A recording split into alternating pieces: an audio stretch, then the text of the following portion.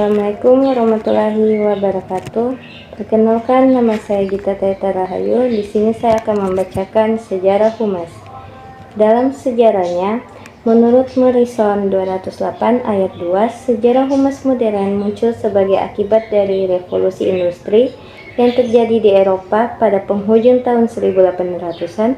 Setelah itu memasuki abad ke-20, muncul ketidaksenangan masyarakat terhadap praktik bisnis yang tidak sehat yang dilakukan oleh pelaku industri, yang ditandai dengan peran media massa mendiskusikan kegiatan kotor tersebut kepada khalayak.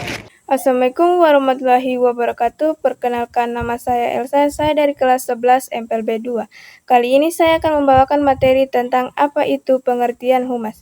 Humas adalah kegiatan komunikasi yang dilakukan organisasi untuk membangun hubungan baik dengan masyarakat. Humas bertujuan untuk saling menciptakan pengertian, saling percaya, dan kerjasama antar lembaga dan publiknya. Menurut para ahli, humas pada intinya adalah usaha untuk memperkenalkan organisasi kepada masyarakat, menjaga citra baik, menerima masukan publik, serta menjalin hubungan yang harmonis melalui komunikasi dua arah. Sekian dari saya. Wassalamualaikum warahmatullahi wabarakatuh. Karakteristik humas terbagi menjadi 4 bagian. Yang pertama adalah komunikasi dua arah. Humas selalu melakukan komunikasi timbal balik. Jadi, bukan hanya menyampaikan informasi, tapi juga merespon dari publik. 2.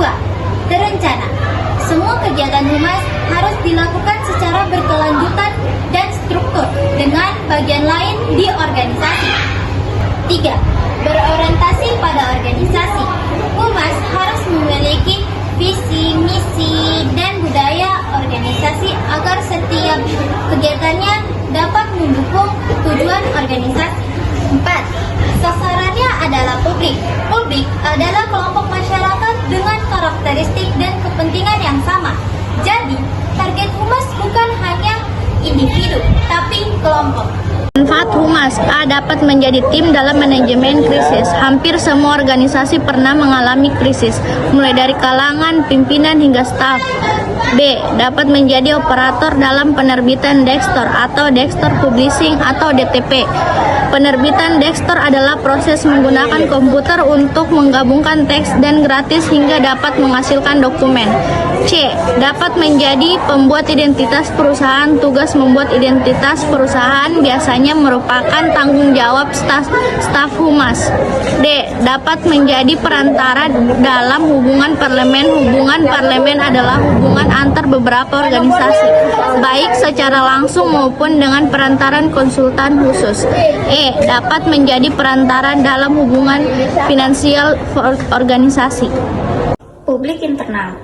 Menurut Ruslan, publik internal adalah publik yang menjadi bagian dari badan perusahaan atau organisasi itu sendiri. Seorang humas harus mampu mengidentifikasi atau mengetahui jenis-jenis publik internal yang terdapat di perusahaannya. Ada beberapa jenis publik internal. Yang pertama, publik internal premier, yaitu publik yang diutamakan untuk menentukan hidup matinya perusahaan, contohnya pimpinan dan karyawan instansi yang bersangkutan. Yang kedua, publik internal sekunder, yaitu publik yang kurang penting bagi perusahaan, contohnya keluarga pimpinan dan keluarga karyawan instansi yang bersangkutan. Yang ketiga, ada publik internal marginal, yaitu publik yang bisa diabaikan, contohnya pensiun, pegawai yang tidak tetap, dan ahli daya atau outsourcing. Kegiatan publik internal merupakan kegiatan yang ditunjukkan dan diutamakan bagi publik internal dalam suatu organisasi atau perusahaan. Assalamualaikum warahmatullahi wabarakatuh. Perkenalkan, nama aku Anissa. Saya dari kelas 11 MPLB 2. Di sini saya akan membacakan atau membahas materi humas yang berkaitan dengan publik eksternal. Menurut Suhandang nomor 32/2012, publik eksternal terdiri atas masyarakat, para pelanggan atau relasi perusahaan, para pemasok bahan baku dan penyalur hasil produksi dari perusahaan, para pembeli atau pemakai barang, jasa yang dihasilkan perusahaan. Para opinion leaders atau orang-orang yang berpengaruh di kalangan masyarakat. Organisasi-organisasi masyarakat yang mempunyai kepentingan atau keterkaitan usaha dengan perusahaan dan khalayak ramai atau general public yang berkepentingan dan bersimpati terhadap usaha. Oleh karena itu, perusahaan tidak mungkin berdiri sendiri tanpa adanya kerjasama dengan perusahaan lain. Berikut inilah jenis-jenis publik eksternal.